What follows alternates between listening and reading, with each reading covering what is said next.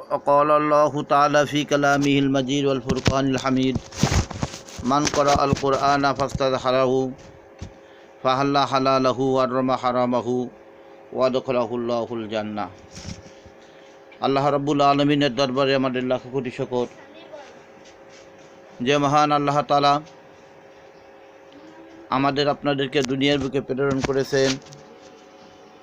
আবার সেই আল্লাহ রাব্বুল আলামিনের দেওয়া সময় নিয়ে মেহেরবানি করে আমরা আজ মাদ্রাসার দরবারে উপস্থিত হতে পেরেছি। এই জন্য আমাদের সকলের অন্তরস্থল থেকে আমরা আল্লাহর শুকর আদায় করি আলহামদুলিল্লাহ। এমন একটা মাসে আমরা আসতে পারছি যেই মাসের ভিতরে আপনার মতন আমার মতন একজন নবী দুনিয়ার বুকে ছিল। সেই নবীটার নাম ছিল হযরতে ইব্রাহিম আলাইহিস সালাতু ওয়াস সালাম। যে ইব্রাহিম আলাইহিস সালাতু ওয়াস সালামকে আল্লাহ রাব্বুল আলামিন এই মাসে বিভিন্ন প্রকারের স্বপ্ন, বিভিন্ন প্রকারের পরীক্ষা আল্লাহ তাআলা নিয়েছিলেন। আল্লাহ রাব্বুল আলামিন এখনও আমরা যারা দুনিয়ার বুকে জীবিত আছি, আমাদের প্রত্যেকটা মানুষকে আল্লাহ পরীক্ষা নিচ্ছে সেকেন্ডে সেকেন্ডে, অথচ আমরা আল্লাহর এই পরীক্ষাগুলো আমরা ধরতে পারছি না, আমরা বুঝতে পারতেছি না। প্রত্যেকটা সেকেন্ডে, প্রত্যেকটা মুহূর্তে কানায় কানায় আল্লাহ রাব্বুল আলামিন আমাদের পরীক্ষা নিচ্ছে। এটা আল্লাহ তাআলা কালামে পাকের ভিতরে বলে দিয়েছেন। যারা কোরআন শরীফ পড়তে পারেন তারা বুঝতে পারবেন। ওয়ালানাবলুওয়ান্নাকুম বিশাইইম মিনাল খাউফি ওয়াল জুই ওয়া নাকসিম মিনাল আমওয়ালি ওয়াল আনফুসি ওয়াস সামারাত। আল্লাহ বলেন যে আমি আমার প্রত্যেকটা বান্দা এবং বান্দীদেরকে পরীক্ষা নিতে থাকি। কিসের দ্বারা? ওয়ালানাবলুওয়ান্নাকুম বিশাইইম মিনাল খাউফ, এমন একটা বিষয়বস্তুর দ্বারা যার ভিতরে ভয় ভীতি রয়েছে, ভয় ভীতির দ্বারা আমি মানুষদেরকে পরীক্ষা নিই। আবার মানুষদেরকে আমি পরীক্ষা নিই তার ছেলে মেয়ে আত্মীয়স্বজন, তারপর আপনার আমার যত জমিজমা ফসলাদি যা কিছু আছে সব জিনিসের পরে আল্লাহ রাব্বুল আলামিন আমাদেরকে বারবার করে পরীক্ষা নিচ্ছেন। আমরা কিন্তু সেই পরীক্ষাগুলো আমরা বুঝতে পারছি না। আজ দেখেন কত টাকা শিরোর হচ্ছে বাংলাদেশের ভিতরে, কত টাকা বন্যা শুরু হয়ে গেছে। ফিলিস্তিনদের মুসলমানের দিকে লক্ষ্য করলে বোঝা যায় মুসলমানদের পরে কত বড় নির্যাতন চলতেছে। সারাটা পৃথিবীতে সমস্ত বেদিনদের একমত হয়েছে সকলে যে কি করে মুসলমানদের ঈমানকে ধ্বংস করা যায়, কীভাবে মুসলমানদের ছেলেপেলাদেরকে ধ্বংস করে দেওয়া যায়। এই প্রচেষ্টায় সারা পৃথিবীর ইহুদি, নাসারা, বৌদ্ধ, খ্রিস্টান সবাই লেগে গেছে। এই সাথে তালে তাল দিয়া কালামের পাকের ভিতরে আল্লাহ বলতেছেন খতামাল্লাহু আলা কুলুবিহিম ওয়া আলা সামিইহিম ওয়া আলা আবসারিহিম গিশাওয়া ওয়া লাহুম আযাবুন আযীম। খতামাল্লাহ ওয়া নহুহু আবু জাহেল উমার ইবনে খালফ ওয়া নহুহু আনহা। আল্লাহ তাআলা বলেন যে আমি মানুষদেরকে মোহর মেরে দিছি ওই সমস্ত লোকদেরকে যারা আবু জাহেল মার্কা মানুষ ছিল, উমার ইবনে খালফ ছিল। এখনও অনহুহু ওরকমভাবে যারা আছে তাদেরকেও আল্লাহ তাআলা তাদের কলবের ভিতরে মোহর মেরে রাখছে। তা আমরা যে মানুষ, আমরা শুধু মানুষ হয়েই ভবে রয়েছি, অথচ আমাদের একটা মানুষত্ব চিনতে নেই। যে আপনার সম্মুখে আমার সম্মুখে আমার একজন মুসলমান ভাইকে কাটে দুই ভাগ করে ফেলতেছে, আমার একজন মুসলমান মা বোনদেরকে নিয়ে ইজ্জত হানাহানি করতেছে, আমার একজন মা বোনকে হত্যা করে ফেলাচ্ছে। গতকালকেও ইসরায়েলারা মেরে গেছে ফিলিস্তিনের ভিতরে 70 জনের মতন শিশু এবং মহিলা। পুরুষ তো আর নেই, এখন শিশু আর মহিলা আছে, তাদেরকে মেরে গেছে। তাই আমাদের লক্ষ্য করা উচিত বা জানা উচিত, বোঝা উচিত যে আমরা বাংলাদেশের ভিতরে যে সমস্ত মুসলমানেরা বর্তমানে আছি, আমরা একটা নির্যাতনের ভিতরে লিপ্ত রয়েছি। যেই নির্যাতনটা আপনার আমরা বুঝতে পারবো, যেই নির্যাতনটা আপনার আমার ঈমানকে হরণ করার জন্য পরিপূর্ণভাবে বড়দিনেরা লেগে আছে। শুধু আজকের জন্য নয়, আপনার আমার জন্য। আজকের পূর্বের থেকে অন্য অন্য নবী যারা ছিল তাদের জামানায়ও মুসলমানদের পরে সর্বক্ষণ সর্বসময় নির্যাতন চলছে। এমন নির্যাতন, এমন ষড়যন্ত্র চলছে যে মুসলমানদেরকে দুনিয়ার থেকে বিনাশ করে দিতে হবে, মুসলমানদেরকে শেষ করতে হবে, আর কাউকে শেষ করার জন্য কোনো মানুষ লেগে নাই। এর মূল পিছনে কে? এর মূল পিছনে হচ্ছে সেই ইবলিস, সেই শয়তান, যেই শয়তান এখনও প্রত্যেক দিন নিয়মিত 5 ওয়াক্ত নামাজের সময় প্রত্যেকটা বান্দাবান্দির পিছনে পিছনে পিছনে পিছনে লেগে থাকেই। আর কোরআনের তাফসিরের ভিতরে, কোরআনের ভিতরে আছে, হাদিস শরীফের ভিতরে আছে, এমন সময় বেশি লাগে, ফজরের নামাজের সময় বেশি লাগে। ফজরের নামাজের সময় শয়তান মাথার কাছে যে দাঁড়াইয়া আপনার আমার কানে কানে কথি থাকে যে তুই ঘুমাই থাক, ঘুম থেকে উঠিস না, এখনও সময় আছে, নামাজ পড়ার টাইম আছে, তোর এখনও নামাজ পড়ার সময় হয়নি। কোনো রকমে শয়তানে যদি ঘুমটাকে পড়ায় রেখিয়া নামাজটাকে যদি বিতাড়িত করতে পারে, তাহলে শয়তান বড় খুশি হবে এবং শয়তান কিয়ামতের ময়দানে কামিয়াবি হওয়ার জন্য চেষ্টা করতেছে যে আমি আল্লাহর বান্দাদের জন্য আমি শয়তান হয়েছিলাম আর আমি তাদের জন্য জাহান্নামে যাব। আজকে দেখো আমার সাথে সাথে তারাও দলভুক্ত হয়ে জাহান্নামে যাবে। তাই আমরা যারা আছি আমাদের এটা বুঝে নিতে হবে। ফজরের নামাজ অনেক আছে আমরা পড়তে পারি না, নিয়ত করে যার এখন আর কি পড়বো, পরে পড়বো, কিন্তু না, ঘুমাই গেছেন, ঘুম থেকে উঠছেন, ফজরের নামাজ আপনি পড়ে নেন, কোনো ঝামেলা নাই, কোনো সমস্যা নাই। যদি আপনি ওই নামাজটা পড়ে নিতে পারেন তাহলে জোহরের পর্যন্ত বা জোহরের আগ পর্যন্ত যদি এই নামাজটা পড়ে নিতে পারেন, তাহলে আপনি আমি যে ফজরের নামাজ সকালবেলা পড়লে যে নেকি হতো, আল্লাহ রাব্বুল আলামিন সেই নেকি আপনার আমার আমল নামায় লিখে দেবে, বলি সুবহানাল্লাহ। এই নামাজগুলো আমাদের জানতে হবে, বুঝতে হবে, শিখতে হবে। নামাজ কেমনে পড়তে হবে, নামাজ কখন পড়তে হবে, কি করতে হবে। আর আজকে আমরা মুসলমান, আমরা মুসলমানিত্ব দাবি করছি। মুসলমান আমরা আসলে কোত্থেকে আল্লাহ, কোথায় থেকে আসলাম? মুসলমান তো হজরত আদম আলাইহিসসালাম থেকেই আমরা মুসলমান। তাহলে আমাদের আদি পিতার নাম হজরত ইব্রাহিম আলাইহিসসালাম হলো কি করে? যে মুসলমানদের জাতির পিতা হজরত ইব্রাহিম আলাইহিসসালাম, আর আদি পিতা হচ্ছে হজরত আদম আলাইহিসসালাম, আর জন্মদাতা পিতা হচ্ছে রাজ্জার মা এবং বাপ, আর রুহানি পিতা হচ্ছে যে যার কাছ থেকে লেখাপড়া শেখে। যদি পুরুষ হয় সে হলো রুহানি পিতা, আর যদি সে মহিলা হয় তাহলে হলো রুহানি মা। এক একজন মানুষের বাপ কিন্তু 4টেই থাকে। এ 4টে প্রসিদ্ধ কোরআন এবং হাদিসের ভিতরে আসছে। তাই আমরা মুসলমান হয়েছি বটে, আমরা মুসলমানদের আমাদের মূল ঘাঁটি আমরা এখনও চিনি না। মুসলমান কাকে বলা হয়? মুসলমান কাকে বলে? প্রশ্ন উত্তর হচ্ছে আল মুসলিমুনা লা ইলাহা ইল্লাল্লাহ মুহাম্মাদুর রাসূলুল্লাহ সাল্লাল্লাহু আলাইহি সাল্লাম। মুসলমানদের মুখ দিয়া সর্বক্ষণ সর্বসময় লা ইলাহা ইল্লাল্লাহ এই কলেমাটা বাহির হইতে থাকবে। হযরত ইব্রাহিম আলাইহিস সালাতু ওয়াস সালাম ইনি বিবাহ করলেন। বিবাহ করার পরে বিবি হাজেরা, ইব্রাহিম আলাইহিস সালাতু ওয়াস সালামের কোনো সন্তান ওনার পেটে, ওনার তরফের থেকে কোনো সন্তান হয় না। না হইতে হইতে হইতে হইতে হজরত হাজেরা আলাইহিস সালাতু ওয়াস সালামকে ইব্রাহিম আলাইহিস সালাতু ওয়াস সালাম এক পর্যায়ে বিবাহ করে নিয়ে গেলেন, বিবাহ হয়ে গেলেন। হাজেরা আবার কে ছিলেন? হাজেরা কিন্তু অত্যাধিক একটা গরিব পরিবারের মেয়ে ছিলেন। এই মেয়েটাকে হজরত ইব্রাহিম আলাইহিস সালাতু ওয়াস সালাম বিরুদ্ধ বয়সে এসে বিবাহ করেন। বিবাহ করার পরে আল্লাহর কাছে ইব্রাহিম আলাইহিস সালাতু ওয়াস সালাম বলছিলেন যে আল্লাহ, আমি তার একটা বিবাহ করবো হাজেরাকে। হাজেরা অতি সুন্দরী ছিল, এই জন্য হাজেরা আলাইহিস সালাতু ওয়াস সালামকে ইব্রাহিম আলাইহিস সালাতু ওয়াস সালাম বিবাহ করলেন।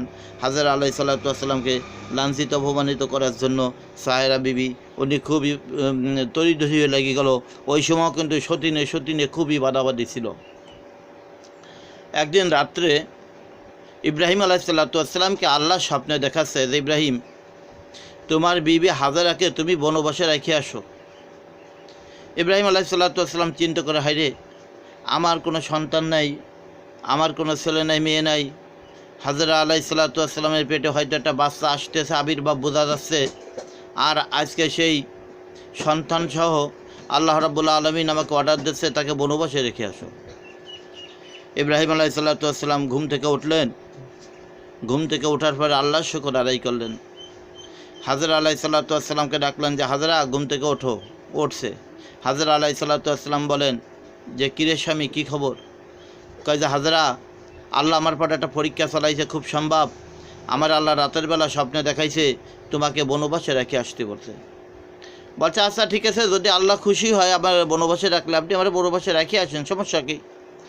এবার বনবাসে নিয়ে চলে আসছে ওই মক্কার বুকে যেখানে জমজমের পানি আমরা এখানেও বসে বসে পান করি, এইখানে হজরত হাজর আলাহি সাল্লাতুয়াসাল্লামকে ইব্রাহিম আলাহি সাল্লাতুয়াসাল্লাম একটা উটের পিঠে উঠাইয়া ওদিকে নিয়ে যাচ্ছে। অথচ স্বপ্নের ভিতরে বললেছে ইব্রাহিম, উট যেখানে যে থামবে তুমি সেইখানে যে থামবা, উট অথবা ঘোড়া যেটাই হোক, বলে যেখানে যে থামবে তোমরা সেইখানে যে নামবা। এবার যাইতে যাইতে যাইতে যাইতে যাইতে যাইতে যেখানে আমাদের কাবা ঘর, মক্কা ঘর, এখানে যাই হজরত ইব্রাহিম আলাহি সাল্লাতুয়াসাল্লামের উট অথবা ঘোড়া ওইখানে যে থামিয়ে গেছে। থামার পরে হাজর আলাহি সাল্লাতুয়াসাল্লামকে নামাইছে। ইতির ভিতরে পড়ায় সন্ধ্যা সন্ধ্যা ভাব হয়ে আসছে, বেলা লাল লাল হয়ে গেছে। এই অবস্থার ভিতরে হজরত ইব্রাহিম আলাহি সাল্লাতুয়াসাল্লামের বিরাট বড় আদরের বিবিকে ওখানে রেখে, অরুণ জঙ্গলে রেখে, কোনো ঘর নাই বাড়ি নাই কিছু নাই, চতুর্দিক দিয়ে জঙ্গল আর জঙ্গল, বাঘ সিংহ গর্জন মারতেছে, শিয়াল কুকুর ঘেউ ঘেউ করে ডাকতেছে, সাপ বিশ্ব ওখান থেকে ঘোরাফেরা করতেছে। ইব্রাহিম আলাইহিস সালাম দেখতেছে আল্লাহর হুকুম হয়েছে বনবাসে রাখতে হবে, আল্লাহ পরীক্ষা করতেছে তাই বনবাসে রাখছে। এবার বনবাসে রেখে হজরত ইব্রাহিম আলাইহিস সালাম ওইখান থেকে ফিরছে। হাজর আলাইহিস সালাম ওখানে নামাজ সাথে সাথে আল্লাহ শুকর আদায় করছে। আল্লাহ শুকর আদায় করে বলছে, আল্লাহ আমার স্বামী যাতে রাজি খুশি আমি তাইতে রাজি খুশি, আর আমার স্বামী যদি খুশি থাকে তাহলে তুমি আমার পরে খুশি থাকবা। আল্লাহ বলেন যে আরে হাজরা, তুমি এমনই দোয়া পড়েছো, তুমি এমনই কাম করেছো যেই দোয়ার ভিতরে তোমার আজকে তওবা হয়ে গেছে।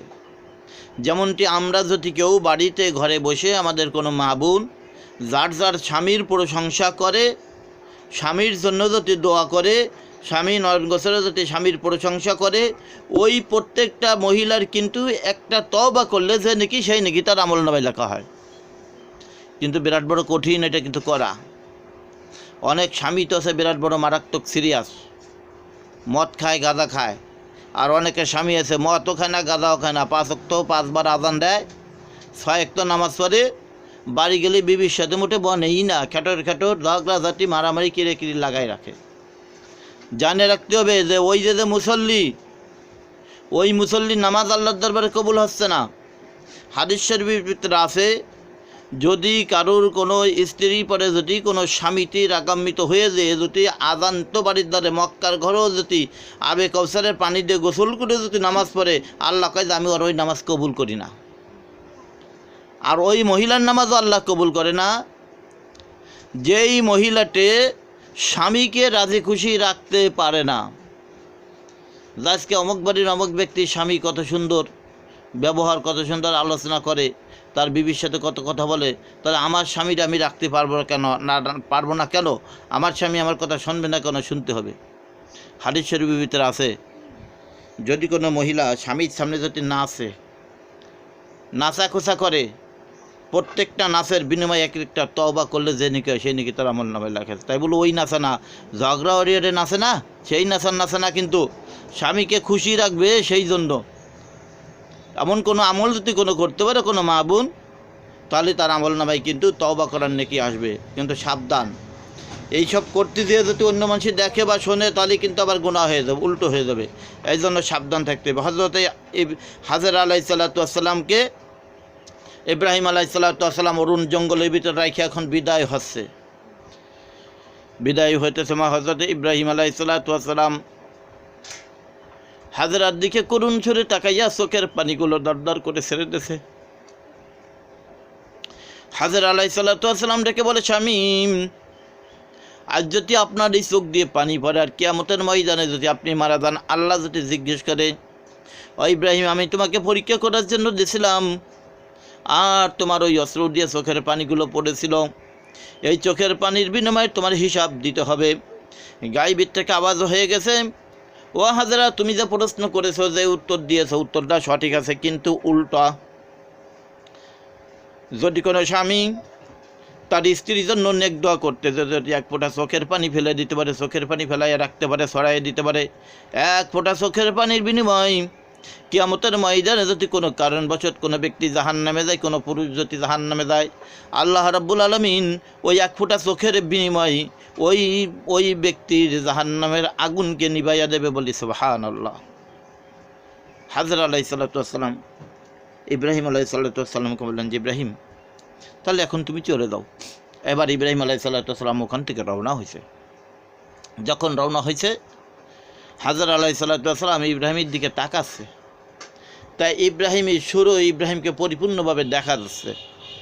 এত গাছ, এত গাছালি, এত কোনাকুনি পথ, বেঁকা পথ, কোনাকুনি হইয়া আইটে আইটে চলে আসছে। তারপরও হাজরা আলাইহিস সালাতু ওয়াস সালাম ইব্রাহিমকে দেখতে পারতেছে যে ইব্রাহিম দ্রুত বেগে চলে যাচ্ছে। মাগরিবের নামাজের টাইমে নামাইছে, আবার মাগরিবের নামাজ ইব্রাহিম আলাইহিস সালাতু ওয়াস সালাম তার জায়গা মতন এসে ওখানে পড়তেছে। হাজরা আলাইহিস সালাতু ওয়াস সালাম ওখানে দাঁড়াইয়া ইব্রাহিম আলাইহিস সালাতু ওয়াস সালামকে দেখতেছে। কেমনে দেখলেন? হাজরা আলাইহিস সালাতু ওয়াস সালামের পায়ের তলে এমন দুইখানা পাথর রেখে দিল আল্লাহ, যে পাথর দুইখানার তলে স্প্রিং ফিট করে দিয়েছিল। আর ওই পাথরকে বলেছিল, পাথর যত সময় আমার ইব্রাহিম আলাইহিস সালাতু ওয়াস সালাম সহি সালেম অবস্থায় বাড়িতে না পৌঁছবে, এত সময় পর্যন্ত তুমি পাথর উঁচুতে থাকবা। আর হাজরা আলাইহিস সালাতু ওয়াস সালাম ওখানে বসে বসে ইব্রাহিমের জন্য দোয়া করতেছিল যে ইব্রাহিমের যত বাধাবিঘ্ন আসুক না কেন, আল্লাহর পক্ষ থেকে ওটা কী হয়ে যাবে, মাফ হয়ে যাবে। এই জন্য কোনো মহিলা যদি তার স্বামীর জন্য, স্বামী যেখানেই যাক না কেন, ডাঙ্গায় যাক, ডটে যাক, কাজে যাক, ব্যবসায় যাক, বাণিজ্যতে যাক, যেখানেই যাক না কেন, চাকরিতে যাক, স্ত্রী যদি বাড়িতে বসে বসে স্বামীর জন্য দোয়া করতে পারে, ওই হাজরা আলাইহিস সালাতু ওয়াস সালামের আমল নামায় যতগুলো নেকি হয়েছিল, হাজরাত থেকে নিয়ে এই পর্যন্ত মুমিন মুমিনাত যারা জান্নাতবাসী হবে, যতগুলো মহিলারা দুনিয়ার বুকে নেক আমল করেছে, এই নেক আমলের ভাগী ওই মহিলা হয়ে যাবে যেই মহিলা তার স্বামীর প্রশংসা করে, যেই মহিলা তার স্বামীর জন্য দোয়া করে, অনগসরে দোয়া করে, আল্লাহ আমার স্বামীকে তুমি হিফাজত করে রেখে দিও। আল্লাহ রাব্বুল আলামিন ওই স্বামীর যত বড়ই বিপদ আপদ আসুক না কেন, আল্লাহর পক্ষ থেকে ওই মেয়ের লোকের দোয়ার কারণে আল্লাহ তাআলা তার বিপদ থেকে মুক্ত করে দেবেন। আমরা তো যারা আছি সবাই মাশাআল্লাহ স্বামীর জন্য দোয়া করে, আমার মনে হয় সবাই দোয়া করে, কিন্তু কিছু কিছু তো আছে মানুষের অন্তরে, কিছু কিছু মানুষের অন্তরে অন্য রকমেরই ভাব থাকে। তা সেটা ব্যাপার আলাদা, ওদিকে যাব না। হযরত ইব্রাহিম আলাইহিস সালাতু ওয়াস সালাম এবার হাজরা আলাইহিস সালাতু ওয়াস সালামকে রেখে আসলেন। হাজরা আলাইহিস সালাতু ওয়াস সালাম একা একা অরুণ জঙ্গলের ভিতরে থাকে। হাজরা আলাইহিস সালাতু ওয়াস সালামের সম্মুখ দিয়া জঙ্গলের ভিতর থেকে কিছু বাঘ বাহির হয়ে এসে দলভুক্ত হয়ে বাঘরা বাহির হয়ে চলে আসছে। হাজরা আলাইহিস সালাতু ওয়াস সালাম মনে মনে কয় যে আমি হাজরা মনে আর পরিত্রাণ পাবো না, এই বাঘে আমাকে আহার করবে, আমাকে খেয়ে নেবে। বাঘ যখন নাকি সামনে এসে দাঁড়াইছে, হাজরা আলাইহিস সালাতু ওয়াস সালাম বাঘের সম্মুখে উপস্থিত হয়ে বলে যে, বাঘ আমাকে তোমরা খেয়েও না, আমার স্বামী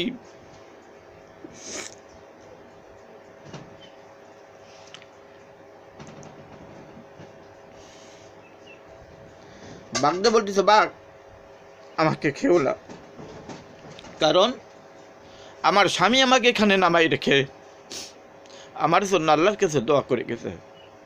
হয়তো আবার স্বামীর দোয়া যদি আল্লাহ কবুল করে থাকে, তাহলে তোমরা বাঘ আমাদেরকে খেতে পারবে না। বাঘের জবান খুলে গেছে, বাঘের জবানে হাজরা আলাইহিস সালাতু ওয়াস সালামের সঙ্গে কথা বলতেছে।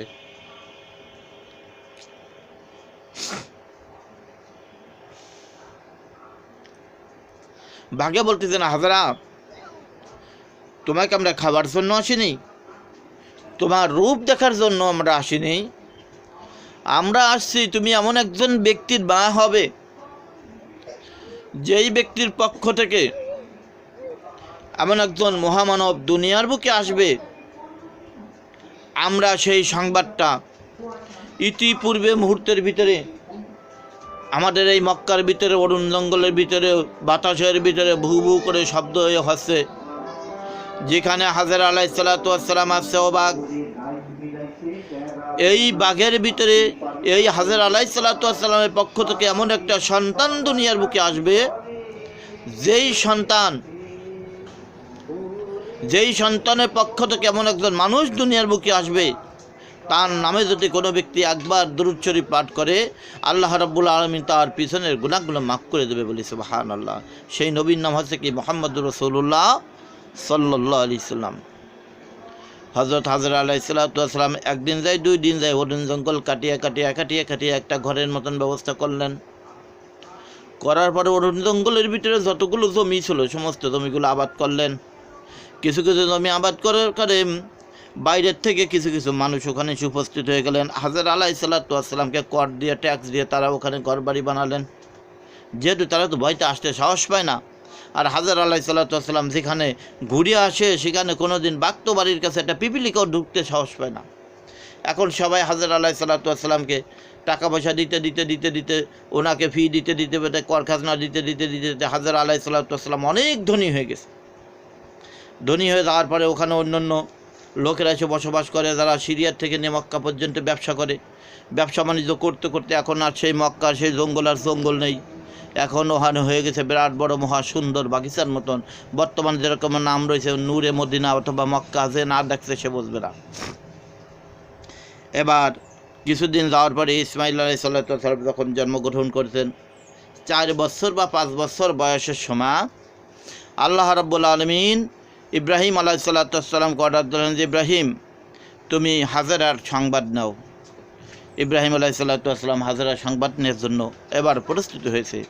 ইব্রাহিম আলাইহিস সালাম মনে মনে ভাবে, হায়রে আমার হাজরা কি জীবিত আছে কি আছে না এতদিন তো জানি না, আর আল্লাহ তো কোনো সংবাদ জানানি।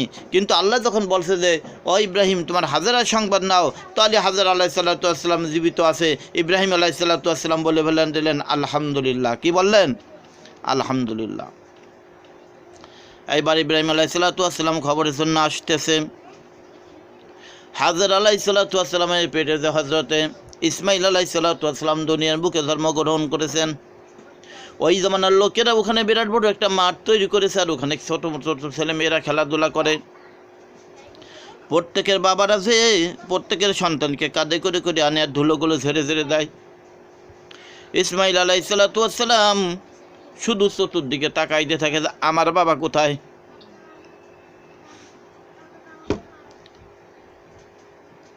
ইসমাইল আলাইহিস সালাম এইভাবে চিন্তা করে আমার বাবা কোথায়।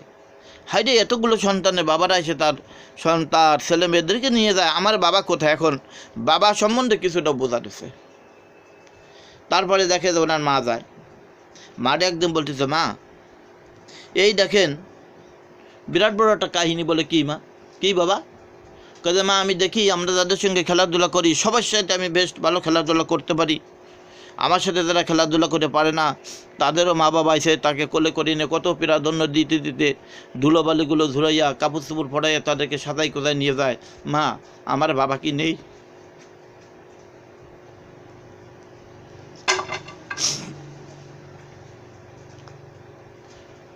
আমাকে একটু কোলে করে নিয়ে আসবে, আমার সে বাবা কোথায়? হাজরা আলাইহিস সালাম তো জানে না যে ইব্রাহিম জীবিত আছে কি আছে না। তখন তো আর ফোন ছিল না, টেলিভিশন ছিল না, কোনো কিছু ছিল না। হাজরা আলাইহিস সালাম বললেন যে বাবা তোমার বাবা হয়তো খুব সম্ভব জীবিত আছে, অল্প দিনের ভিতরে হয়তো আসতে পারে ইনশাল্লাহ। এবার হাজরা আলাইহিস সালামের কাছে সন্তানে দাবি করছে মা তুমি যেখানে বসে বসে তুমি আল্লাহকে ডাকো, আল্লাহকে তুমি স্মরণ করো, যেখানে বসে তুমি দোয়া করো, আমার একটু স্থান দাও, আমি ওখানে বসে একটু আল্লাহরে বলে দেখি যে আমার বাবা জীবিত আছে কিনা, আসবে কিনা। হাজরা আলাইহিস সালাম চিন্তা করতে হায়রে আজকে কোন সন্তানদের আমি এমন কাজ করাবো, আমার সন্তান তো যা বলে মুখ দিয়ে তাই হয়ে যায়, কি করতে পারি। তারপরও সন্তান শোনে না। তখন দেশে যাও যাও বাবা তুমি বলো। হযরত ইসমাইল আলাইহিস সালাম আল্লাহর কাছে ডেকে বলতেছে মাবুদ তুমি আমার ডাক শোনো, আমার কথা শোনো, আমার কথা মানো আর না মানো। আমার পিতা কোথায়? আমার পিতার নাম শুনেছি ইব্রাহিম আলাইহিস সালাম। আমার পিতাকে অতি সত্বর আমার সম্মুখে হাজির করিয়া দাও।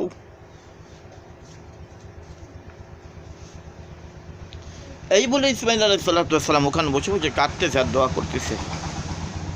হাজরা আলাইহিস সালাম কান্না দেখে সহ্য করতে পারলো না। হাজর আলাইসাল্লাতামও কান্নাকাটি করলেন। করার পর অল্প দিনের ভিতরে স্বপ্নের মাধ্যমে হাজর আলাইসাল্লাতাম জানতে পারলেন যে ইব্রাহিম আলাইসাল্লাতাম হাজর আলাইসাল্লাতামের সন্ধানে বাহির হয়ে গেছে। এইবার ইসমাইলকে বলছে, বাবা তোমার বাবা আসতেছে, তুমি একটু অপেক্ষা করো।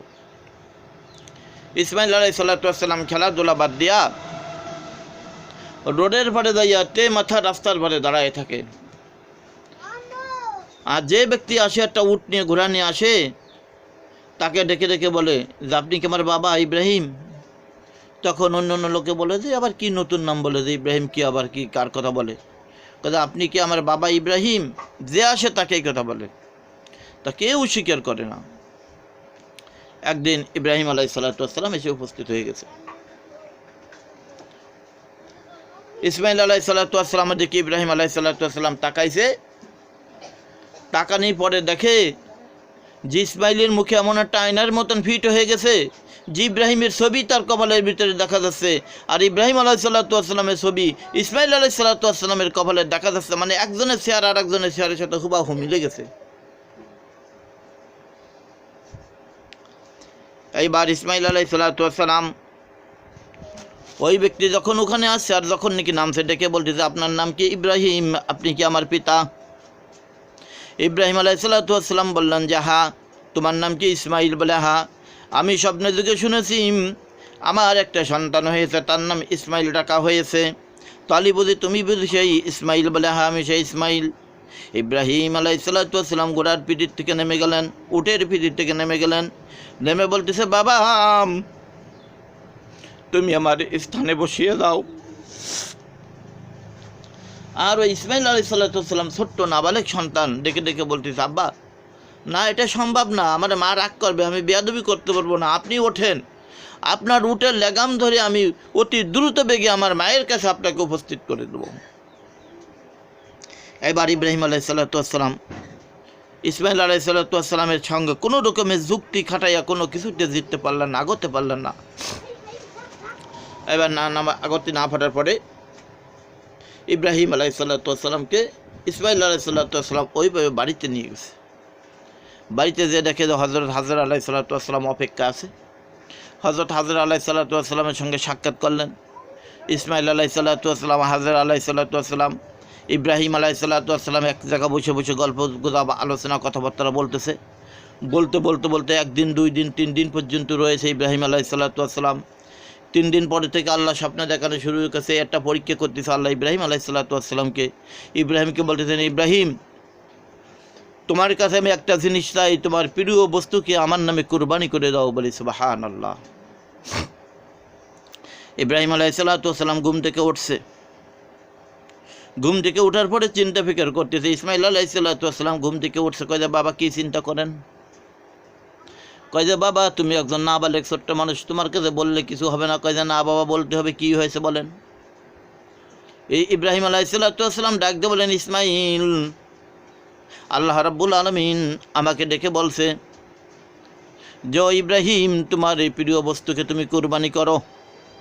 ইসমাইল আলাইসাল্লাতাম ওই একবার জবাব দিয়ে দিলেন, আব্বা আপনি কি কিছু বুঝতে পারেন নাই? আপনার কাছে প্রিয় বস্তু চেয়েছে। এই দুনিয়ার বুকে সবচাইতে প্রিয় বস্তু কি? আর আমার কাছে বা প্রিয় বস্তু কি আপনি সেটা জানেন না? বাবা আমার কাছে সবচাইতে দুনিয়ার বুকে প্রিয় বস্তু আপনি আর আমার আম্মা। এই 2 জন ব্যক্তি আপনি আমার কাছে সবচাইতে প্রিয়। আর আপনার কাছে প্রিয় কি? এখন আপনি চিন্তা ফিক্র করে দেখেন যে আল্লাহ কি কুরবানি চেয়েছে। ইসমাইল একটা দাওয়াত দিয়ে রেখে দিয়েছে। আবার দ্বিতীয় রাত্রে স্বপ্ন দেখতে বলতেছে, ইব্রাহিম তোমার প্রিয় বস্তুকে তুমি কোরবানি করো। ইব্রাহিম আলাইসাল্লাতামের কাছে হাজর আলাইসাল্লাতাম জিজ্ঞেস করে, স্বামী আমার ঘুম থেকে উঠে গুনগুন করে কি বলেন, কার সাথে কথা বলেন কিছু বুঝি না। ডাক দিয়ে বলেন যে হাজরা আমার ডর লাগে, আমি তোমার কাছে বলতে পারি না। আল্লাহ রাব্বুল আলামিন আমার কাছে প্রিয় বস্তু কোরবানি চেয়েছে। আবার ঘুমাই গেছেন। তৃতীয় রাত্রি যখন আবার ঘুমাই গেছে, এইবার আজকে একটু হুমকির সঙ্গে বলতেছে, না ইব্রাহিম তোমার প্রিয় বস্তু তুমি কোরবানি করো। হাজর আলাইসাল্লাতামকে ডাকছেন, ইসমাইল আলাইসাল্লাতামকে ডেকে জাগাইছেন। ডাকাইয়া পরামর্শ করতেছে আর বলতেছে, আল্লাহ আমার কাছে প্রিয় বস্তু কোরবানি হয়েছে, এখন আমি কি করতে পারি? ইব্রাহিম আলাইহিসসালাম বলেন যে আমার কোনো সম্পদ নাই, আমার কোনো কিছু নাই, আমি কোরবানি কেমনে করব? হাজরা আলাইহিসসালাম ডাক দিয়ে বললেন, ওগো স্বামী, এই যতগুলো মাল আছে আমার কাছে, যতগুলো বকরি আছে, 750 বকরি ছিল তখন, মালিক ছিল হযরত হাজরা, 750 অথবা 70,000 এরকম রুটের মালিক, ইসের মালিক ছিল বকরির। ডাক দিয়ে বললেন, স্বামী আমার, এই যতগুলো বকরি আছে সমস্ত বকরিগুলো সকালবেলা আল্লাহর নামে আপনি কোরবানি করে দেন। দেখেন যে নিজের স্ত্রীর সম্পদ স্বামীর জন্য কীভাবে বিলীন করতেছে, আর আমরা কিভাবে আজকে বিরাকের থেকে টাকা উঠোই, ঈশার থেকে টাকা উঠোই, সুদে টাকা দিয়ে দিয়ে নিজের গাঠি গুছাই রাইয়া রাইয়া, আর কাকি যে আমার আব্বা দেশে নেচে চুরি করে স্বামীর তা কয় কিরা আব্বা দেশে, কিনা দেশে আব্বা দেশে, স্বামীরই দেয় বা দাঁড়ের মতন দিয়ে কাজে আমার আব্বা দেশে, এটা দিতে পারবো না। আরে মহিলা, তুমি কি চিন্তা করতেছো তোমার আব্বাকে দেওয়াচ্ছে? যার দাঁত তার মুগুর ভাঙতেছ, নাম দিচ্ছে মধ্যে আর এক বেটার, কিন্তু এটা দেওয়া জায়েজ নাই। তবে কিছু কিছু স্বামী কি জন্য আবার একটু জায়েজ আছে, যে স্বামীটি মোটেও দেয় না, খালি নেয়। ওর কাছে করতে পারে যে ফিলিপারে স্বামীরটা চুরি নিতে পারবে, কোনো গুণা নেই, কি নাই, কোনো গুণা নেই। এবার হজরত ইব্রাহিম আলাইহিসসালাম সকালবেলা উঠিয়া ছুরি দাও ধারাইয়া কোরবানি করে দিলেন 700 উট, 700 বকরি জবাই দেওয়ার পরে সমস্ত বকরির গোশগুলো ভাগ করে বন্টন করিয়া হাজরা আলাইহিসসালাম বললেন, হাজরা তোমার বন্ধু বান্ধবের নাম দাও। সবাই নাম দিয়ে দিল। ইব্রাহিম আলাইহিসসালাম নিজে কাঁধে করে করে করে ইসমাইলকে সঙ্গে করে করিয়া প্রত্যেকটা বাড়িতে বাড়িতে বাড়িতে বাড়িতে এই গোশগুলো পৌঁছে দিলেন। পৌঁছে দেওয়ার পরে দ্বিতীয় রাত্রে যখন নাকি প্রথম রাত্রে কোরবানি করে টেরে খাওয়া দাওয়া করে টেরে ঘুমাইছে, এখন স্বপ্নে দেখা আবার আল্লাহ, ইব্রাহিম ঘুম থেকে ওঠো, জলদি করে তুমি ঘুম থেকে ওঠো, আমার পবিত্রতা হাসিল করো, তোমার প্রিয় বস্তু তুমি কোরবানি করো, নচেত কুনতি কিয়ামতের ময়দানে তুমি নাজাত পাইবা না।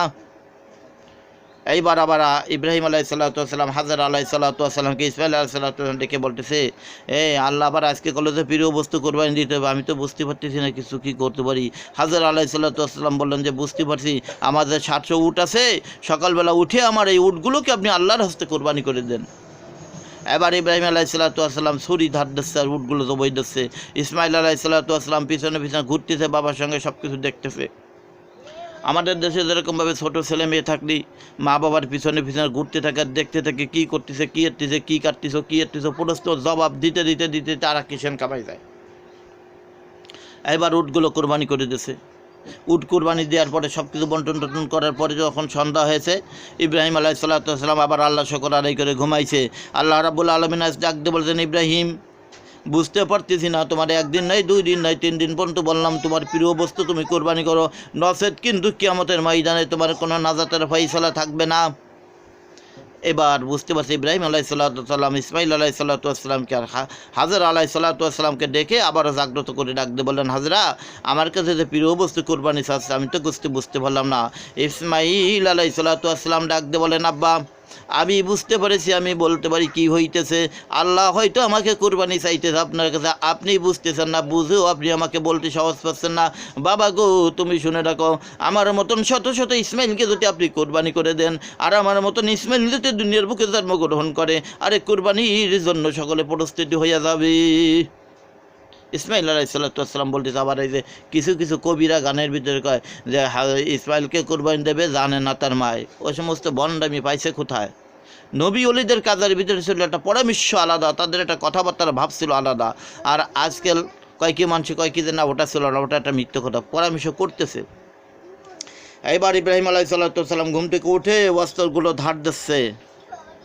যখন অস্ত্রগুলো ধার দিচ্ছে, ইসমাইল আলাইহিসসালাম ধারিতে ধরতেছে আর কাছে, আব্বা আজকে কী কুরবানি করবেন, এটা দাঁড়াচ্ছেন কা, এইটা দাঁড়াচ্ছেন কা, ওইটা দাঁড়াচ্ছেন কা। ইসমাইল কিন্তু বুঝতে পারতেছে না আজকে আমাদের কোরবানি করে দেবে। এইবার কোরবানি সব কিছু ধারটা দেওয়া হয়ে গেলে হাজরা আলাইহিসসালামকে ইব্রাহিম আলাইহিসসালাম, হাজরা ইসমাইলকে সাজাই কুজাই দাও, গোসল টোসল করাই দাও, আমি ওকে নিয়ে একটু বেড়ায় আসি, মিনার ময়দানের থেকে আসি। হাজরা আলাইহিসসালাম বুঝতে পারলেন যে হ্যাঁ আজকেই বুঝি হয়ে যাবে আমার ইসমাইল কোরবানি। হাজরা আলাইহিসসালাম চোখের পানিগুলো ফেলতেছে আর কাঁদতেছে। ইসমাইল আলাইহিসসালামকে ভালো করে গোসল করাইতেছে। ইসমাইল আলাইহিসসালাম কান্দে আর ডেকে ডেকে বলে, মা ইতিপূর্বে কোনো দিন আপনি আমাকে গোসল করাই দিয়ে যে এরকমভাবে চোখের পানিগুলো ফেলান না, আপনি কান্নাকাটি করেন না। ও গো মা, আমাকে কোনো দিন আপনি এরকমভাবে ডলে ডলে পরিষ্কার করে গোসল করাই দেন না, আজকে কেন এত সুন্দরভাবে আমাকে গোসল করাইতেছেন আমি বুঝি না। এরপরে যখন নাকি কাপড় চুপড় পোশাক পরাইতেছে, আতর সেন্ট মাখাইতেছে, ডাক দিয়ে বলতেছেন, মা গো, এতদিন পর্যন্ত আপনি আমার এরকম সুন্দরভাবে জামা কাপড় গায়ে দিয়ে দেন নেই, পরিধান করার নেই, আতর সেন্ট আমাকে মাখার নেই। আমি দেখেছি আমার বন্ধুরা যখন মাঠে খেলাধুলা করতে আসতো তাদের গাছ থেকে এই ঘিরানগুলো বাইর হতো, আজকে কি আমার জন্য কি আব্বা এইগুলো নিয়ে আসছে কি না? মাকে বলতেছে। হাজর আলাইহিসসালাম চোখের পানিগুলো ছেড়ে দেখ বলতেছে, বাবা যাও তোমার বাবার সঙ্গে তুমি বেড়াই আসো। ইসমাইল আলাইহিসসালাম বাবার পিছনে পিছনে হাঁটতেছে, আর ওই যে হজরে আসওয়াদ 7টা পাথর মারে ওখানে যা গেলে ইসমাইল আলাইহিসসালামকে শয়তানে ধোকা দিচ্ছে, ইসমাইল তুই কই যাচ্ছিস? কয় যে আমি তো যাচ্ছি আমার আব্বার সঙ্গে বেড়াতে মিনার ময়দানে। কয় যে খবরদার তুই যাস না, তোরে জবই করবে। তোরে কী করবে? জবই করবে। ইসমাইল আলাইহিসসালাম বলে যে আমার আব্বা তো কইছিল যে আমার কেউ ফতেরটা ডাকতে পারে, ধোকা দিতে পারে, তাহলে তুই এই যে সেই ধোকাবাজি মারও বলছিল, এই তো সেই ধোকাবাজি। ও কাছে শয়তান, কোনোদিন বাপে পারেন নাকি সন্তানটা জবই দিতে? এই কথা বলার পরে ইসমাইল একটু পিছনে পড়ে গেছে। ইব্রাহিম আলাইহিসসালাম লক্ষ্য করে দেখে ওনার থৈলের ভিতরে সেই ছুরি খান নেই, যেই ছুরিতে জবই দেবে সেই ছুরিটা নাই। ইব্রাহিম আলাইহিসসালাম ইসমাইল আলাইহিসসালামকে ডেকে বলতেছে, বাবা তুমি এইখানে দাঁড়াও, আমি একটু বাড়ির থেকে আসে। কয় যে কেন বাড়ি যাবেন বাবা? কয় যে বাবা গো, আমি যে তলোয়ারখানা ধার দিয়েছিলাম আমি ওই তলোয়ারখানা বাড়ি রেখেছি।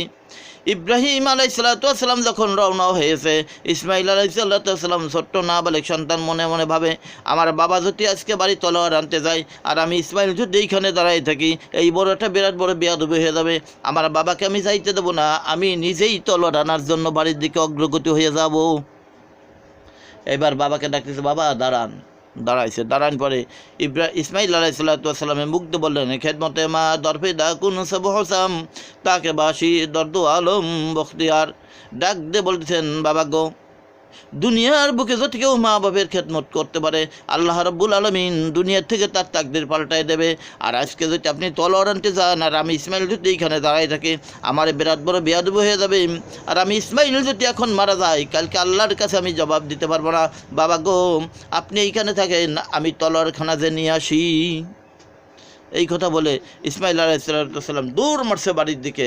বাড়ি দৌড়ে যে দেখে যে ওনার মা ওই বাড়ির ভিতরে, ঘরের ভিতরে, কামরার ভিতরে বসে বসে কাঁদতেছে আর ডাকতেছে, আল্লাহ আজকে আমার স্বামী আমার ইসমাইলকে কোরবানি করার জন্য নিয়ে গেছে, তোমার কাছে বড় দাবি রে মাবুদ, আমার ইসমাইল যেন আমার স্বামীর কথা যেন পালন করে, আর আমার ইসমাইল যেন মিনার ময়দানে কোরবানি হয়ে যায়, এই জবাবটা যেন আমি জানতে পারি আর শুনতে পারি। আল্লাহ তোমার কাছে আমার ইসমাইলকে আমি হেফাজত করে দিলাম, যে তোমার কাছে আমার ইসমাইলকে দিয়ে দিলাম, তুমি আমার ইসমাইলের কোরবানিকে তুমি কবুল করে নাও।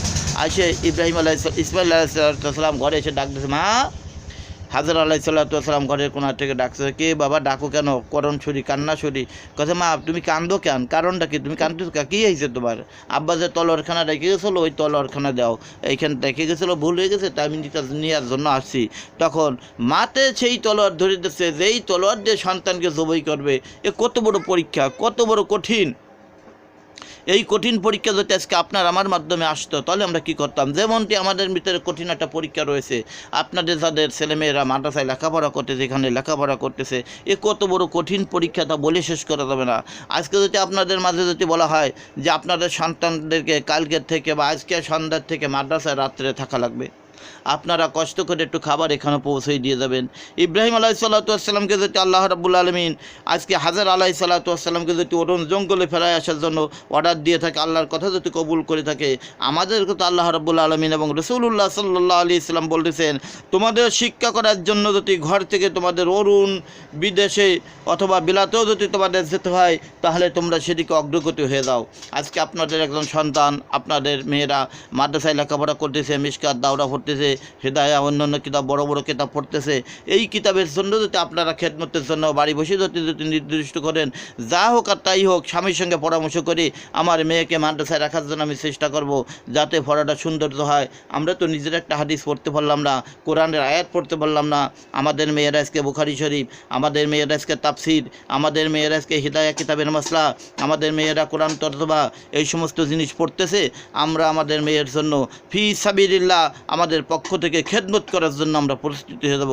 হতে পারে আল্লাহ রাব্বুল আলামিন এর ওসিলা করে আপনারা আমার এতে মাফ করিয়েই দেবে আল্লাহ, একেবারে বাজেট মানে একবার 100%, 100-তে 100, আর আপনার 14 পুরুষ পর্যন্ত বিনি হিসেবে জান্নাতে প্রবেশ করবে। সুবহানাল্লাহ।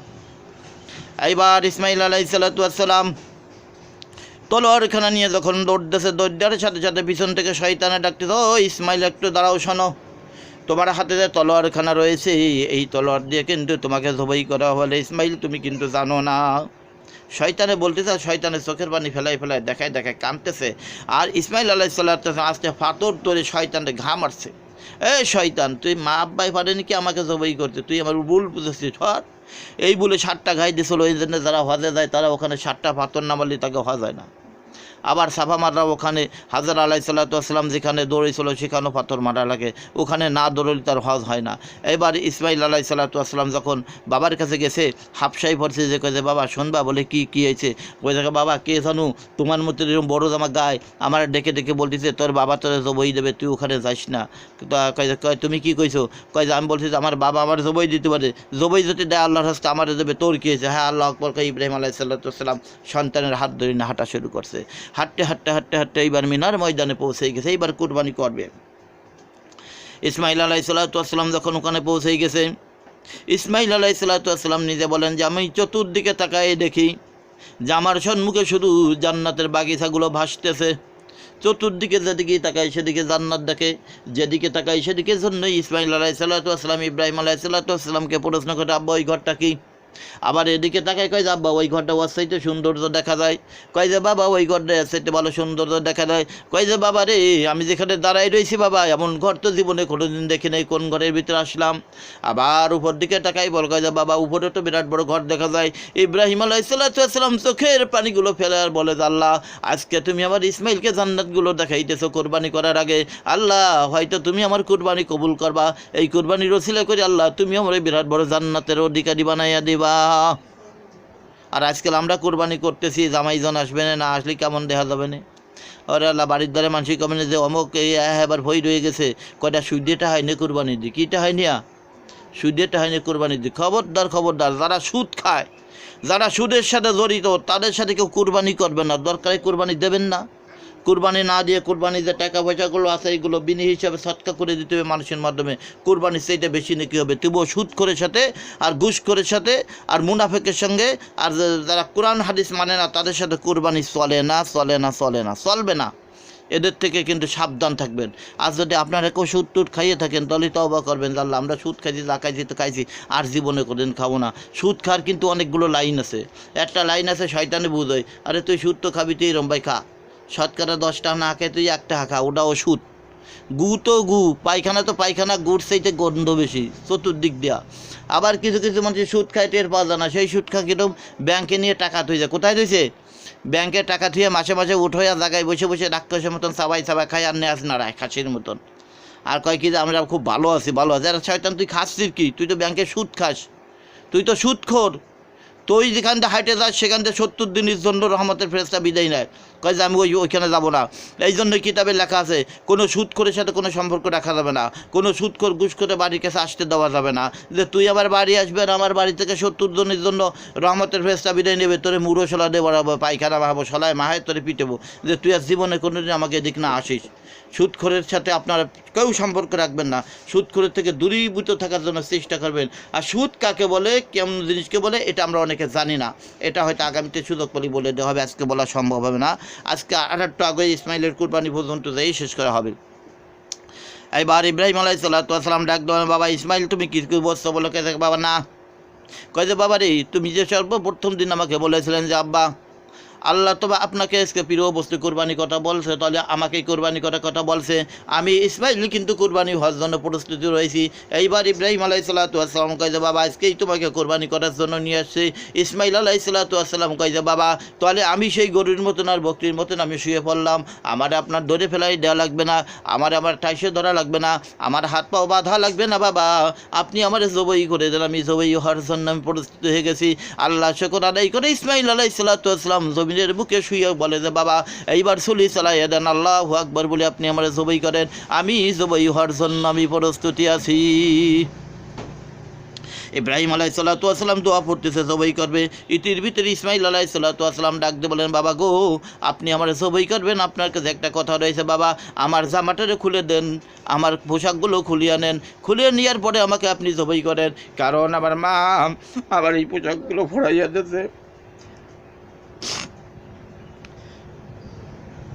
কথা বাবা আমার মা তো আমার এই পোশাকগুলো ফোড়াই দিয়েছে, আপনি আমরা জবাই করে দিয়ে ভাগ করে বন্টন করে মানুষের মাধ্যমে দিয়ে চলে যাবেন, আমার মা আমার কি দেখবে, আমার এই জামাটা নিয়ে আমার মা সর্বকে দেবেন। আমার মা এই জামা দেখবে আর আমার জন্য আল্লাহর কাছে দোয়া করবেন, বাবা জামাটা খুলে দেন। ইব্রাহিম আলাইহিসসালাম ইসমাইল আলাইহিসসালামের কথা অনুযায়ী জামাটা খুলে ফেলাইছে। খুলে দেওয়ার পরে আবার ইসমাইল আলাইহিসসালাম পাথরের উপর শুয়ে পড়ছে। শোয়ার পরে ছুরি চালাবে, ইতির ডাক ডেকেছে আব্বা শোনেন। বলে কি? বলে আগের থেকে ছুরি চালাইবেন না, একটা কথা শোনেন। বলে কি হয়েছে? বলে বাবা ওই জামাটা আমার গায়ে দিয়ে দেন, কারণ আপনি যখন নাকি ওখানে বকরিগুলো জবাই করছিলেন, উটগুলো জবাই করছিলেন, আমি দেখছিলাম উটের গায়ে আর বকরির গায়ে রক্তগুলো এসে মাখাই গেছিলো। ও বাবা আপনি যখন আমার জবাই করবেন তখন আমার এই রক্তগুলো আমার জামা কাপড়ে এসে মাখাই যাবে, আর এই রক্ত মাখা কাপড় যখন আমার মার কাছে নিয়ে দেবেন আমার মা এই রক্তগুলো শুকবে, আর আমি ইসমাইল আমার জন্য দোয়া করতে থাকবে। বাবা আপনি আমার জামাটারে পরাই দেন। আবার জামাটারে পরাই দিলেন। পরাই দেওয়ার পরে এখানে জবাই করবে। জবাই করার সময় বলতেছে আব্বা আমার জবাই করবেন না। বলে কেন? বলে বাবা আপনার চোখের দিকে মুখের দিকে আমি তাকাই রয়েছি নিয়ত করে, আর আপনি যখন আমার মুখের দিকে চোখের দিকে আপনার চোখ আর আমার চোখ সমান সমান হয়ে যাবে, হয়তো আপনার ভিতরে আমার ভিতরে কোনো মায়া আসতে পারে। বাবা গো আপনার চক্ষু বন্ধ করেন, আমার চক্ষু বন্ধ করেন, ভালো করে বান্ধন দেন।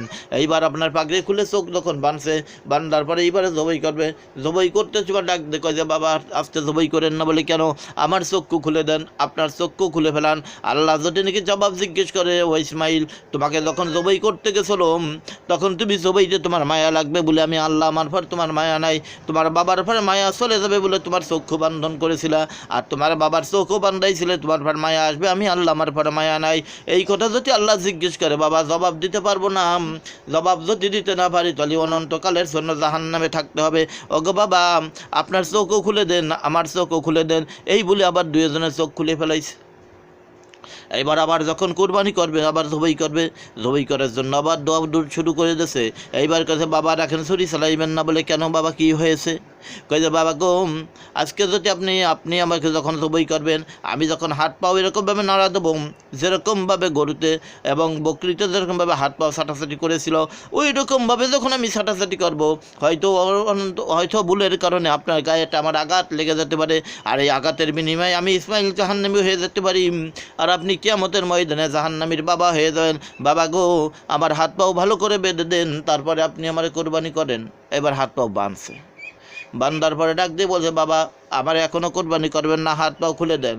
আমি যদি হাত পাও বাঁধা থাকে আর যদি আপনি আমার কোরবানি করে দেন, আল্লাহ যদি আপনার কাছে জিজ্ঞেস করে ইসমাইল রাজি ছিল না এই জন্যই তাকে বাইন্দে ফেন্দে কোরবানি করেছিলে, বাবা আপনি আমার হাত পাও খুলে দেন, আপনার গায়ে আঘাত লাগবে না, আমি হুশ থাকবো যত সময় পর্যন্ত আমার ভিতরে দেহের ভিতরে আমার কলবটা থাকবে, এত সময় পর্যন্ত আমার হুশ থাকবে, আপনার গায়ে কোনো আমি আঘাত করবো না। কত বড় সন্তান ছিল। আর আজকাল দুনিয়ার বুকে যেই সমস্ত মা বোনেরা আছে, যেই সমস্ত ভাইয়েরা আছে যারা মা বাবার মনে কষ্ট দেয় আঘাত দেয়, এদের কিন্তু কোনো রকমের উপায় থাকবে না। আমি নিজে সাক্ষী, নিজে সাক্ষী। একদিন সকালে ভোরবেলা আমি যাচ্ছি চুনখোলা বাজারের দিকে, আমাদের এলাকার ভিতরে আমাদের বাড়ি থেকে পশ্চিম সাইডে পশ্চিম দিকে এক বাড়িতে ছেলেটা থাকে বাইরে বোম্বে থাকে, বেটার বউটা বাড়ি থাকে। তা বেটার বউটা ছেলেটারে ফোন দিয়া মা রে এমনভাবে অকঠ্য বসেভাবে গালি গালাজ করতেছে, আমি আর আমার সঙ্গে ছিল আমার ভাই বেটা আলু মর্তুজা, এই দুজন একসাথে ছিলাম। পরের দিন আবার একসাথে যাচ্ছি, সেই জায়গায় একসঙ্গেই ছিলাম। ওখানে গেলে এমনভাবে গালিগালাজ করতেছে তা শোনার মতন না। তা শুনলে পরে ওইখানে বসেই আগে ওই বিটিরও বাড়িতে হবে আর তার সালে ধরে এনে জবাই দিতে হবে।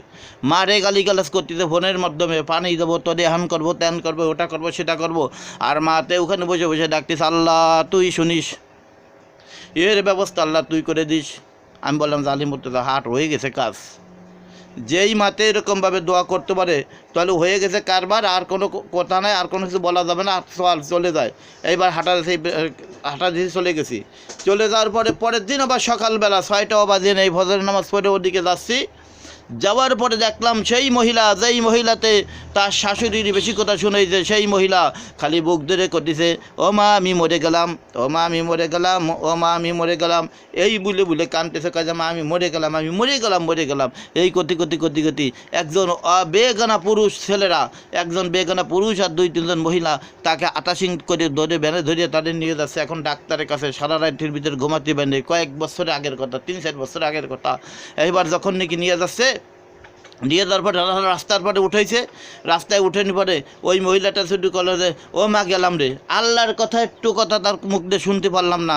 আমি আলী মর্তুজার কাছে, আলী মর্তুজা চল সরিয়ে যায়, সরিয়ে না গেলে আমার যদি কয় যে একটু ওরে ধরো, ওর গায়ে তো কাপড় চুপড় কিচ্ছু নাই, তাহলে তো ধরতে হবে না। আমি শরীরে আটা দেয় সামনে, আটা দিলে এখন হঠাৎ করে দেখলাম যে একটু নীরব হয়ে গেছে। আমি করলাম যে আলী মর্তুজা দাঁড়া, হাদিস কোরআন আইন যা কয় ওটা মরে গেছে। আর নৌকায় যে দৌড়ো কাকা আপনি কী করবেন? আমি কাছে হ্যাঁ মরে গেছে। আর নৌকনটা করছে গম পড়ছে, গম পড়ার কথা করলে আনে যে মহিলাটা গাড়ির পরে গম পড়ছে। আমি কাছে যে দেহ দিয়ে উনি প্রস্রাব করছে নাকি? কয় যে হয় হুজুর মুইতে দিছে। আমি কই যে প্রস্রাব করছে নাকি? আর উনি কয় যে মুইতে দিছে, ওনাকে বাসায় করলো। করার পরে আমি করলাম যে হয়ে গেছে কাজ, আনে ঘরে নিয়ে উত্তরমুখী সিটেন দিয়ে শুয়ে সব জায়গায় খবর দাও যে উনি মারা গেছে। আর বেশি দূর দেখা লাগবে না, কাম সারা। যারা আজকে শ্বশুর শাশুড়ির খেদমত করতে পারে না, যারা আজকে মা বাবার খেদমত করতে পারে না, তাদের কপালে কিন্তু আল্লাহ 24 ঘন্টা জাতি দিল না, তার ভিতরে তাদের দেখাই দিল। এখন সে বিয়েও করছে, যে বউও টিকতেছে না, এখনও উনি বোম্বের মধ্যে ঘুরে বেড়াচ্ছে। উনি সারা বছর বোম্বল দাস দিয়েই থাকবে, কিন্তু কপালে কোনোদিন শান্তি হবে না। মার মনে কষ্ট হয়েছে। কার মনে কষ্ট হয়েছে? মার মনে। হজরত ইসমাইল আলাইহিস সালাম এইবার ডাক দিয়ে বলেছেন, বাবা হাত পাও যখন খুলে দিয়েছেন আপনি আমাকে জবাই করে দেন। এইবার ইসমাইল আলাইহিস সালাম জমিনের বুকে শুয়ে গেছে। ইব্রাহিম আলাইহিস সালাম জবাইয়ের জন্য প্রস্তুত হয়ে গেছে। জবাই করতে করতে করতে করতে ছুরি টানতে টানতে ছুরিতে কোনো রকম কাটে না। ইব্রাহিম আলাইহিস সালামের কষ্ট হয়ে যাচ্ছে। ইব্রাহিম আলাইহিস সালাম ডাক দিয়ে বললেন, ওই ছুরি, তোর কি দৈহিক শক্তি হারাই গেছে? তোর কি গায়ে কোনো শক্তি নাই? তুই ইসমাইল আলাইহিস সালামকে কেন কাটতে পারিস না? ছুরিটি ডাক দিয়ে বললেন, না ইব্রাহিম, এই পরিবর্তে যদি তুই আয়, তোরে আমি কাটে 2 খণ্ড করে দেবো। হঠাৎ করে দেখে যে হাতের ভিতরে গরম রক্ত এসে গেছে। আল্লাহ রাব্বুল আলামিন ডাক দিয়ে বলতেছেন, ও জান্নাতের ফেরেশতারা, তোমরা কি করো? জিবরাইল আলাইহিস সালামের সঙ্গে যোগাযোগ করো, জান্নাত থেকে একটা দুম্ব ফাটাইয়ে দাও, ইসমাইলের পরিবর্তে দুম্বটা যেন ওখানে কোরবানি হয়ে যায়। আর ছুরিকে আল্লাহ ডাক দিয়ে বলে, ছুরি, ইসমাইল আলাইহিস সালামের জন্য একটা পশম কাটে না। যদি একটা পশম কাটে ছুরি, তোর নাজাত থাকবে না, তাহলে কিন্তু তোরা একেবারে চিরকালের জন্য জাহান্নামী হয়ে যাবি। এবার ছুরিতে ওয়াজ করে ইব্রাহিম আলাইহিস সালামকে শুনবে সামনে আসিয়া। এবার ইসমাইল যখন ডেকে ডাকছে, ইব্রাহিমের হাতে রক্ত মাখাই গেছে। ইব্রাহিম আলাইহিস সালাম আলহামদুলিল্লাহ বলে যখন চক্ষু খুলছে, চক্ষু খোলার পরে দেখে যে ইসমাইল আলাইহিস সালাম সাইডে দাঁড়ায় রয়েছে আর দুম্বটা কোরবানি হয়ে গেছে। ইব্রাহিম আলাইহিস সালাম বললেন যে কারণটা কি? ইসমাইল আলাইহিস সালাম শুকর আদায় করলেন। জিবরাইল আলাইহিস সালাম এসে বলেন, জয় ইব্রাহিম, আল্লাহ আপনার পরীক্ষাকে কবুল করেছে। এই ইসমাইলের পরিবর্তে দুম্বা কোরবানি হয়ে গেছে। এইবার ছুরিতে বলতে তো, ছুরি শোন, তুই তো ইসমাইলকে কাটার জন্য চেষ্টা করিস, আর আল্লাহ বলে দিয়েছে ইসমাইলের যেন একটা পশমও কাটে না, তাহলে আমি কিন্তু নাজাত পাবো না, আমি জাহান্নামী হয়ে যাবো। তো আমি তোর কথা শুনবো না, আমি আল্লাহর কথা শুনবো। আমি আল্লাহর কথা শুনেছি, আমি ইসমাইলের একটা পশমও কাটতে আমার শক্তি নেই। তো আমাদের মাঝেও সেরকমভাবে কোরবানিগুলো আসতেছে। এই কোরবানির সময় নিজে খাবো, নিজে পরবো, এই নিয়ত কিন্তু কখনো করা যাবে না। তবে হ্যাঁ, মাসলায় আছে, কিছু কিছু আমাদের দেশে বর্তমান রাক্ষস মার্কা হুজুর আছে, এরা মাসলা দিয়ে দিয়েছে যে তুমি আল্লাহ খাতে পারবা, আল্লাহ কি পারবা, খাতে পারবা, খাও, তুমি এক রক্ত যত খাতে পারো তত খেয়ে যাও, কোনো বাধা নেই। এরপরে রক্ত তুমি জমা রেখে খাইও না, তবে জমা রেখে তুমি খাতে পারো। 3 ভাগ করার পরে আত্মীয় স্বজন গরিব মিসকিন এদেরকে দেওয়ার পরে তারপরে তোমরা কী করতে পারো, ভাগযোগ করে খাইলে খাতে পারো। তাহলে আজ আমরা ইসমাইল আলাইহিস সালামের কোরবানির বর্ণনা এতদিন পর্যন্ত আমরা শুনতে পারলাম।